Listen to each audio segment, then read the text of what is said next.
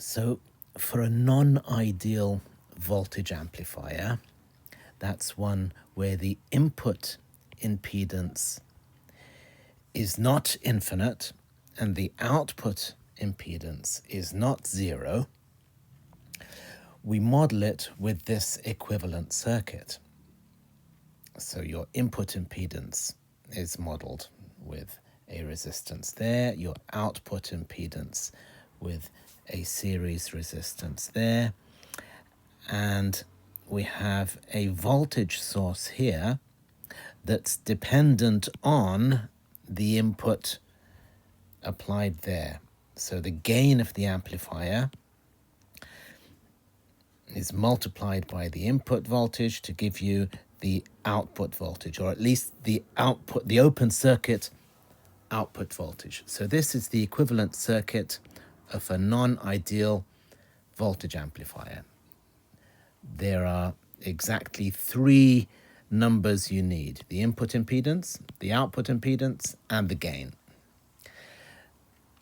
So if we apply a load to the output of our amplifier, so this is our load, we then have an output voltage there. And this output voltage is related to this voltage simply using a voltage divider or a potential divider. So we can calculate V out in terms of this voltage using a potential divider. Now similarly, at the input, if we use a Thevenin equivalent, we have a voltage source and a resistance. We can calculate this voltage V in terms of our Thevenin source there using a simple potential divider. So now we know V in terms of Vs, we know V out in terms of AV in. So if we take that and plug it in there, that gives us a relationship between the output and the source input. So this is a really useful relationship. And if you divide by the source voltage, we have something which we call the system gain, which is the ratio of the output to the input. And that's this relationship here. Here we have an example where we're given some information about our voltage source. We're given a Thevenin output resistance. We're given a load resistance. We're given an amplifier input resistance, an output resistance, a gain, and even the output voltage across the load, V out. And we're asked for Vs and the system gain.